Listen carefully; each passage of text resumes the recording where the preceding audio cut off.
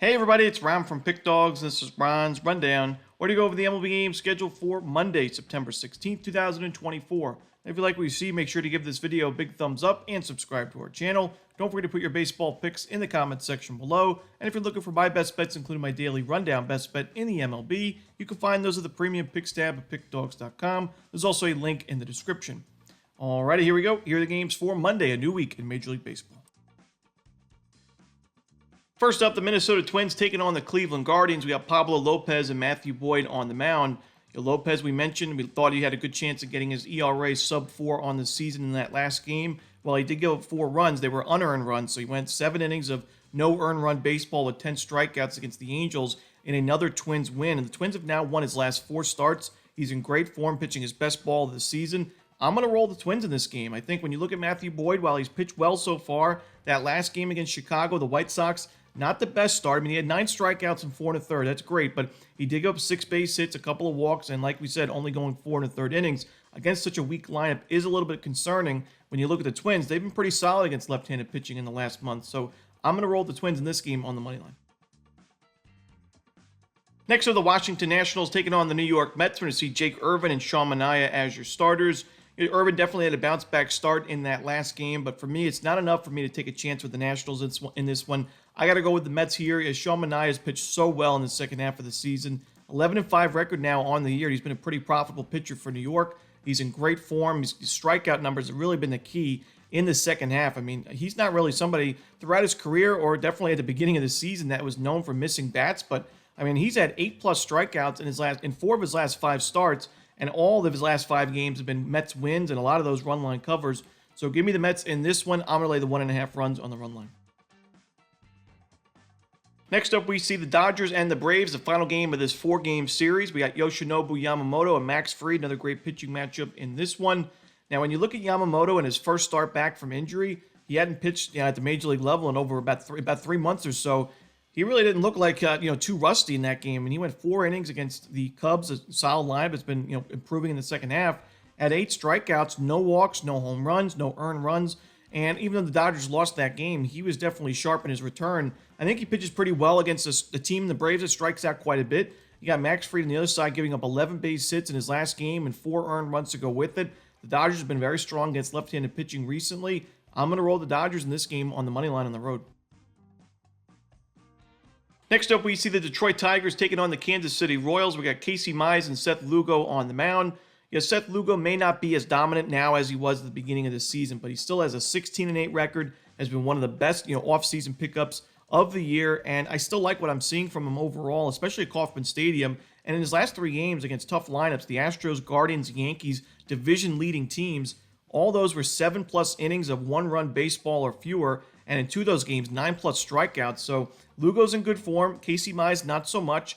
I got to roll the Royals in this game on the money line at Kauffman. Next up, the Chicago Cubs taking on the Oakland Athletics. We're going to see Shota Imanaga and Joey Estes on the mound in this one. Now, the Oakland Athletics, didn't have the best series against the White Sox this weekend. In the last month, they're 23rd in baseball in team OPS against lefties, 23rd in isolated power, and a pretty high strikeout rate to go with it. Imanaga's pitched well. Even though he gave up 3 home runs in that last game against the Dodgers, it was only 3 runs in general, 7 innings of 3-run ball with, a 6-3 Cubs win behind it. He's still pitching really well recently, and I think the A's struggle offensively in this game. On the other side, Joey Estes, while he's not been known to be great on the road this year with an ERA above 6, his last 2 road games were both quality starts, and one of those was against the Astros, the division-leading team in the AL West, a great lineup there. Estes went 6 2/3 of 2-run balls, so he's in good form on the road. The Cubs are coming off a Coors Field series with no days off in between. I expect some sluggish bats in that one. I like the under in this game between Oakland and Chicago, and I lean towards the A's too in terms of the full game money line. Next up, we see the Philadelphia Phillies taking on the Milwaukee Brewers. Ranger Suarez and Aaron Savale are your starters. The Brewers have hit lefties very well in the last month, and we just saw Suarez give up 12 base hits in his last game and only 5 1/3 against the Rays. Gave up 4 earned runs to go with it. Now, the Phillies won that game in blowout fashion, 9-4, but this is a tough Brewers lineup. Savale has pitched a lot better with Milwaukee than he was at the beginning of the season. I got to roll the Brewers in this game on the money line at home. Next up, the Pittsburgh Pirates taking on the St. Louis Cardinals. We got Paul Skeens and Andre Pallante as the starters. To me, it's a lopsided pitching matchup in favor of the Buccos. Yes, Paul Skeens has had a little bit of a weaker strength of schedule recently, but he's still in great form. He's been one of the better pitchers talent-wise in baseball this year. And Andre Pallante on the other side is struggling a bit recently, giving up 8 earned runs in his last 10 innings of work. His last 2 starts against the Reds and the Brewers. Both of those ended up being losses for St. Louis. And the one big concern for me is his control. 10 walks given up in those last 10 innings. He is, losing the plate right now. So I got to go with the Pirates in this game on the money line. Next up, we go to Coors Field as the Diamondbacks take on the Rockies. No official starter for Arizona, but we should see Antonio Senzatella making a season debut. I think this is going to be a high-scoring series and a high-scoring game. I like Arizona's team total over in this one. We'll see who the official starter is for Arizona. But Senzatella, not really my favorite option. And we saw him pitch in the rehab starts, had mixed results. I think Arizona gets to him big. And, early and often, when you look at the Diamondbacks against right-handed pitching in the second half of the season, one of the best lineups. They limit strikeouts. They have got some power. I think this is a big series, or at least a big game for the Diamondbacks offensively. Even though the Rockies' bullpen's made improvements, I got to go with Diamondbacks team total over. Next up, we see the Chicago White Sox taking on the Los Angeles Angels. Jonathan Cannon and Reed Detmers are your starters.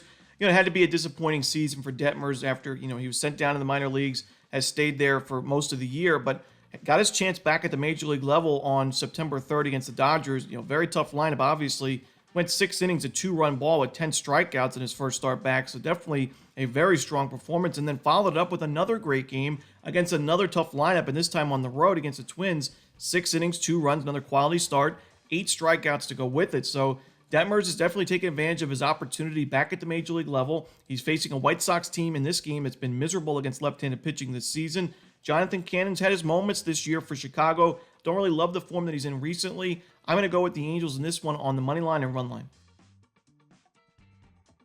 Next up, the final game for the Monday card is the Padres and the Astros. Spencer Arrighetti and Yu Darvish are your starters. I'm going to roll with the Padres in this one. This is a great game, and obviously there's some playoff implications, especially for San Diego, who's in that National League wildcard race. But Darvish, that first start back from injury, we were looking to fade him in that one. He struggled. Then, against the Mariners, it was kind of a, we weren't really sure what we were going to see from Darvish. I thought he was okay. He went 5 innings, 5 strikeouts, no walks.